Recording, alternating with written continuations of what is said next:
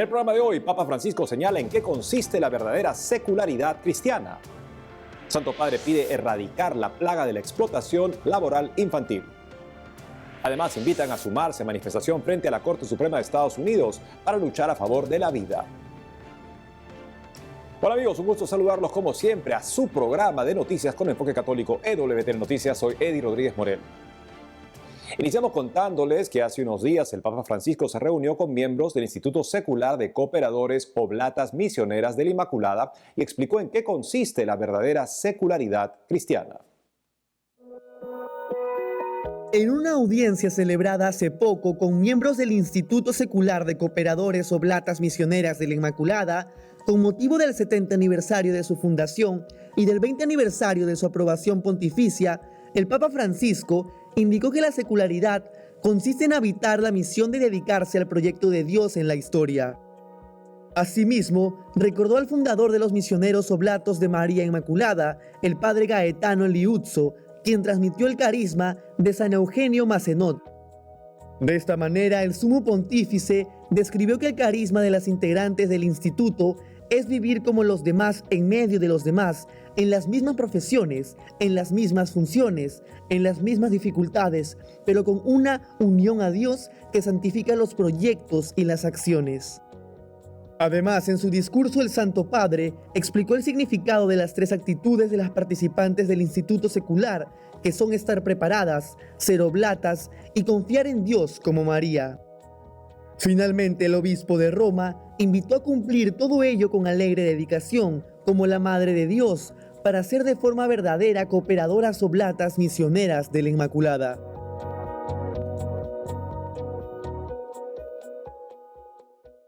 Por otro lado, el Santo Padre explicó ante los responsables del Premio Nobel que el diálogo no es sinónimo de relativismo. Veamos. Hace unos días el Papa Francisco recibió a los miembros de la Academia de Suecia, institución que cada año se encarga de designar a los ganadores del Premio Nobel. Ante ellos, el pontífice apeló al diálogo para superar los retos que el coronavirus plantea al mundo de hoy, pero recordó que el diálogo no es sinónimo de relativismo, sino que de hecho, una sociedad es más noble cuando cultiva más la búsqueda de la verdad y se enraiza en las verdades fundamentales. En esa línea, en su discurso ante los miembros de la Academia Sueca, el obispo de Roma lamentó que la larga crisis de la pandemia esté sometiendo a dura prueba la capacidad de dialogar con los demás. Al respecto, señaló que esto se debe ciertamente a los periodos de confinamiento y al hecho de que toda esta situación ha afectado al interior de las personas de forma inconsciente. De esta manera explicó que cada uno de nosotros se descubre un poco más distante de los demás, un poco más cerrados, quizás un poco más desconfiados o simplemente se es menos propensos a encontrarse y construir algo juntos. Por lo tanto, el Papa Francisco indicó que lo primero es tomar conciencia de esta realidad que amenaza a cada uno como personas, debilitando nuestra capacidad de relacionarnos y que empobrece la sociedad y el mundo. Por ello, hizo hincapié en la práctica diaria del encuentro y el diálogo como estilo de vida que, aunque no es noticia, ayuda a la comunidad humana a avanzar, a crecer en la amistad social. Continuando con noticias del obispo de Roma, el Papa pidió erradicar la plaga de la explotación laboral infantil. Conozcamos los detalles. La explotación laboral infantil es una plaga que debe ser eliminada. Así lo expresó el Papa Francisco hace poco en la audiencia que concedió a los miembros de la Conferencia Internacional Erradicar el Trabajo Infantil, Construir un Futuro Mejor, promovida por la Comisión Vaticana COVID-19. En su discurso, el Santo Padre señaló que esta plaga hacia los más pequeños es de particular importancia para el presente y para el futuro de la humanidad, ya que el modo en que nos relacionamos con los niños, la medida en que se respeta su innata dignidad humana y sus derechos fundamentales, expresa qué tipo de adultos somos y queremos ser, y qué tipo de sociedad queremos construir. De igual manera, el Papa distinguió entre el trabajo infantil y las tareas domésticas de los menores en el entorno familiar. Al respecto, explicó que el trabajo infantil no debe confundirse con las pequeñas tareas domésticas que los niños, en su tiempo libre y en función de su edad, pueden desempeñar en el ámbito de la vida familiar para ayudar a los padres, a los hermanos y a los abuelos o a otros miembros de la comunidad. En esa línea puntualizó que el trabajo infantil es otra cosa, es la explotación de los niños en procesos productivos de la economía globalizada en beneficio de las ganancias y ventajas de otros, la negación del derecho de los niños a la salud, a la formación, a un crecimiento armonioso que comprenda también la posibilidad de jugar y de soñar, así como destruir el futuro de los niños y de toda la humanidad.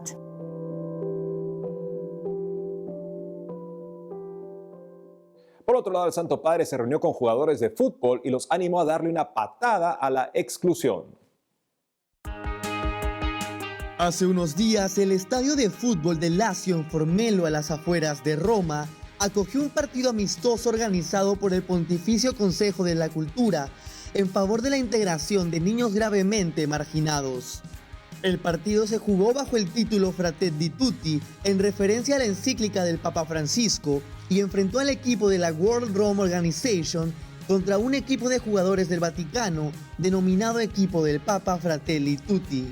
Cabe indicar que un día antes de este evento, el pontífice recibió en el Palacio Apostólico a los jugadores de ambos equipos y a los organizadores del evento, que estuvo destinado a recoger fondos para apoyar el proyecto Una patada a la exclusión, promovido por la diócesis de Roma para favorecer la inclusión de los miembros de la comunidad rom y de las personas más frágiles.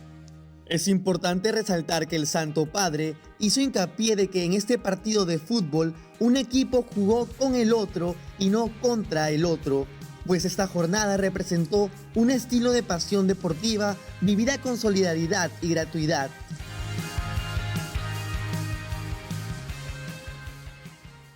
En otras noticias, el Papa Francisco envió un videomensaje a las hijas de la Caridad de San Vicente de Paúl, quienes se reunieron en París con motivo de su 10ª Asamblea General.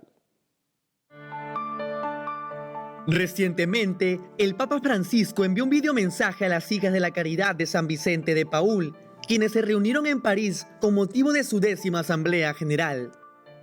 En su mensaje, el Santo Padre definió la congregación como una compañía de mujeres hecha para llevar el amor de Cristo a los pobres.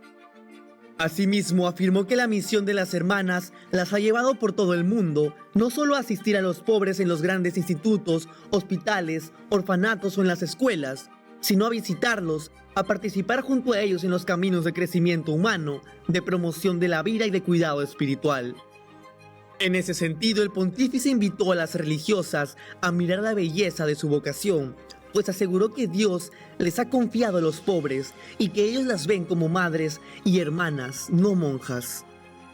Por otro lado, el Santo Padre dijo que como hijas de la caridad, en este tiempo marcado por tantas contradicciones y tantas formas de marginación, tienen un papel histórico como mujeres que viven una forma particular de consagración, que es acompañar a muchos de los hermanos y hermanas víctimas de la violencia, discriminación, criar a los niños víctimas de los abusos de los adultos, custodiar y defender la vida con su sonrisa, cuidado y dedicación al servicio de los más pequeños. Finalmente, el Sumo Pontífice les hizo el llamado de trabajar para que a todos se les garanticen los derechos fundamentales que aseguren una vida digna, para que se contribuya a proteger la casa común, a transmitir la fe y los valores cristianos a las nuevas generaciones y a educarlas en el cuidado los unos de los otros.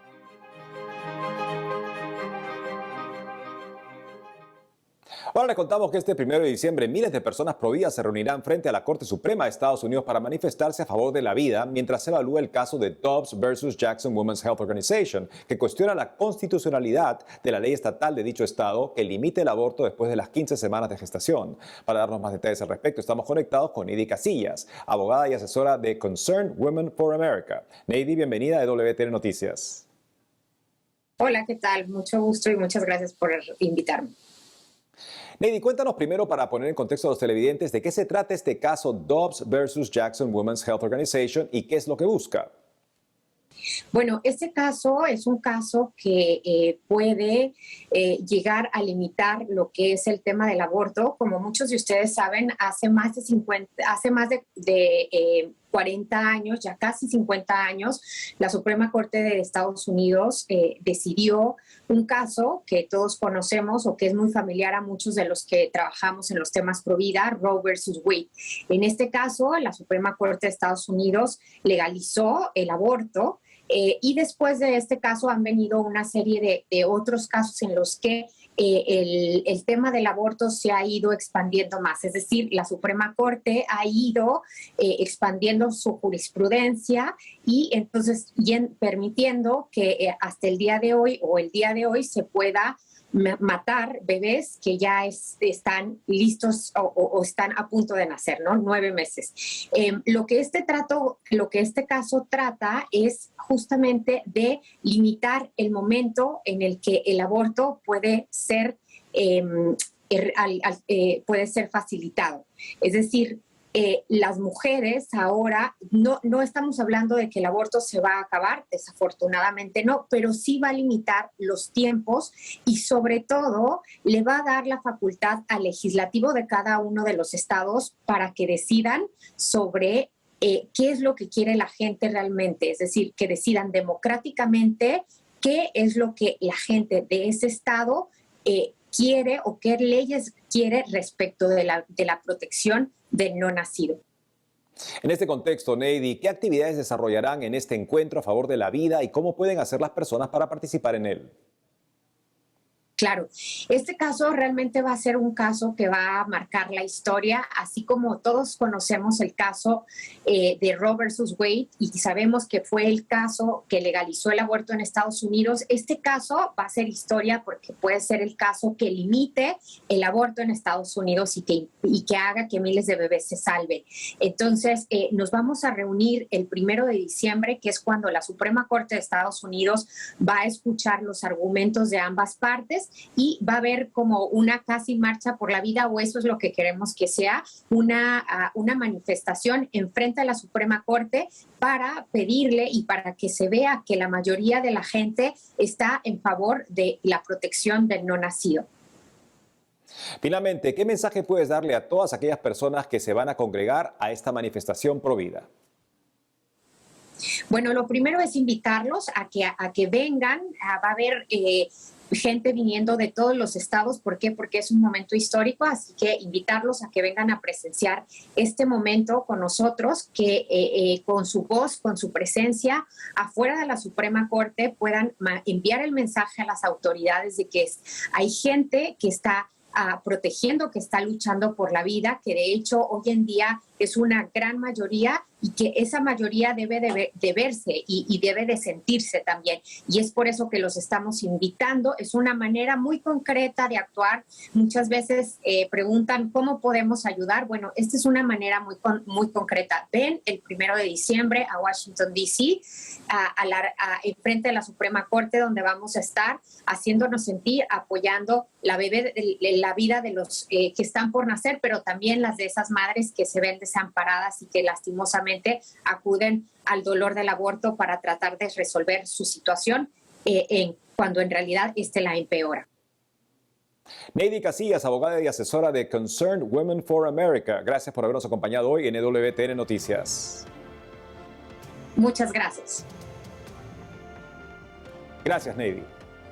Amigos, ahora tenemos que ir a una pausa, pero al volver, en Chile, católico pro vida y padre de 9 hijos, pasa segunda vuelta presidencial.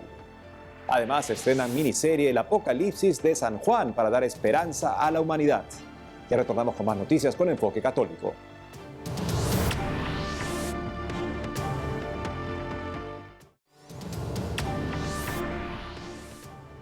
Bienvenidos nuevamente al programa. Y les contamos que el candidato presidencial en Chile, José Antonio Kast Rist, abogado y político católico pro vida, se disputará la segunda vuelta con el izquierdista Gabriel Boric.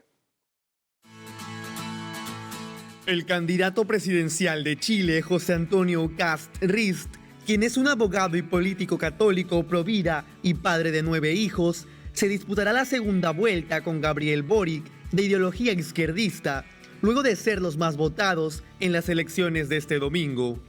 Como se sabe, Kast, fundador y líder del Partido Republicano, lideraba la elección presidencial con un 28,02% de los votos, seguido por Boric del Partido Convergencia Social, con un 25,60%, tras escrutarse un 90,19% de los votos, según informó el Servicio Electoral. En ese sentido, ambos se disputarán la presidencia el próximo 19 de diciembre. Como se recuerda, Kast fue diputado nacional entre 2002 y 2018 y candidato presidencial en las elecciones de 2017 y 2021. Es fundador del movimiento social Acción Republicana y del Partido Republicano. Asimismo, es católico practicante perteneciente al movimiento Schoenstatt.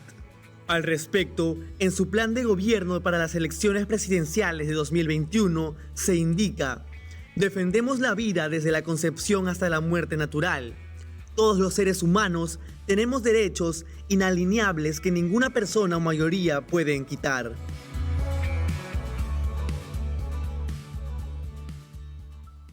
Ahora nos vamos hasta Costa Rica con nuestra corresponsal Anastasia Telles, que nos tiene información sobre el obispo de Ciudad Quesada, quien se reunió con el obispo electo de la diócesis de San Isidro del General. Adelante, Anastasia. Hola amigos, les envío un cordial saludo desde San José, Costa Rica. Iniciamos informando que Monseñor José Manuel Garita, obispo de la diócesis de Ciudad Quesada y presidente de la conferencia episcopal, tuvo un hermoso gesto con el obispo electo, el padre Juan Miguel Castro Rojas. El prelado se trasladó hasta la parroquia de San José de Aguasarcas para brindar unos obsequios al nuevo obispo. Unos solideos, una cruz pectoral, un anillo y una mitra. Veamos. Ya usted en privado se la medirá, pero aquí le regalamos esta mitra ahí también como expresión de nuestra felicitación, cercanía y compartir este momento de alegría eclesial, porque es alegría eclesial. Y por supuesto, desearle al Padre, a Monseñor Juan Miguel, un fecundo ministerio episcopal. Yo soy testigo, lo conozco desde que estábamos en el seminario, quién es él como persona y sobre todo ahora en estos años que hemos compartido acá en la diócesis, un pastor. Él es un verdadero pastor dedicado a sus fieles, a sus ovejas, a su ministerio sacerdotal y de verdad un hombre de fe, un hombre de oración, un hombre de iglesia, y esto me alegra muchísimo por la diócesis de San Isidro, que a partir de ahora tendrá un verdadero pastor. Así que Padre, adelante con la ayuda de Dios y de San José y de la Santísima Virgen María. Muchas gracias, Monseñor, de verdad, un agradecimiento profundo por su cercanía, por su presencia, por haber sido pastor durante estos años. Siempre lo he estimado muchísimo, nos hemos conocido desde el seminario. Muchas gracias por esos detalles y por su presencia, sobre todo en estos días su presencia, de verdad, muy cercana. Dios lo bendiga mucho a usted también. Y continuando con las noticias positivas, Monseñor Javier Román Arias salió a colaborar con las zonas más desfavorecidas de su diócesis. Y es que, fiel a las palabras del Santo Padre respecto a la Jornada Mundial de los Pobres, en donde su santidad comparte el deseo de que las iglesias locales salgan en busca de las personas en situación de pobreza, el prelado hizo un recorrido en su diócesis llevando alivio a los más necesitados. Desafortunadamente, la diócesis de Limón se encuentra dentro de una de las 3 zonas con mayores índices de pobreza en el país, presentando un 29,8% de pobreza total y un 8,2% de pobreza extrema, datos recopilados por el Instituto Nacional de Estadística y Censos en el año 2020. Motivado por estas cifras y por el llamado del Papa Francisco, Monseñor Javier Román Arias salió al encuentro de las comunidades más afectadas económicamente de su diócesis, como lo son Limón, Batán y Ciroles. Y para finalizar con las noticias desde Costa Rica, vamos a presentarles las bellas obras realizadas por la artista costarricense Alma Fernández y donadas a la parroquia La Soledad. Se titulan 4 virtudes marianas. Estoy junto a uno de los 4 bellos cuadros que la pintora nacional Alma Fernández, desde hace muchísimos años, una muy buena amiga, ha donado para nuestra parroquia, para la Iglesia La Soledad. Estamos profundamente agradecidos con ella. Creo que debemos dejar constancia para la historia de que ella ha donado el 100% de este trabajo, incluso todos los materiales que se requirieron para su elaboración. Bueno amigos, con esto hemos llegado al final de las noticias desde Costa Rica. Les enviamos un cordial abrazo. Adelante, estudios. Gracias, Anastasia. Por otro lado, la Asamblea Plenaria del Episcopado del Uruguay escogió la directiva para el periodo 2022-2024. Además, tocaron diversos temas como la causa de canonización del venerable siervo de Dios, Monseñor Jacinto Vera. La Asamblea Plenaria del Episcopado del Uruguay escogió la directiva para el periodo 2022-2024, siendo reelecto el actual presidente, Monseñor Arturo Fajardo. De esa manera, acompañarán a Monseñor Fajardo en la directiva de la CEU, el arzobispo de Montevideo, Cardenal Daniel Sturla, como vicepresidente, y el obispo de Canelones, Monseñor Heriberto Bodean, como secretario general. Durante la asamblea se realizaron jornadas de reflexión sobre el discernimiento y el camino sinodal que vive la Iglesia. Además, se hizo un balance de la gestión desarrollada por el Consejo Permanente durante el periodo 2019 y 2021 y de los distintos organismos vinculados a la Iglesia, como Cáritas, Radio María y la Asociación Cristiana de Dirigentes de Empresa. Asimismo, se presentó un recuento de las capacitaciones sobre protección de menores y prevención de abusos sexuales. Finalmente se comentó sobre la causa de canonización del venerable siervo de Dios, Monseñor Jacinto Vera, y se recordó que quienes reciban alguna gracia por su intercesión la pueden comunicar al correo que aparece en pantalla.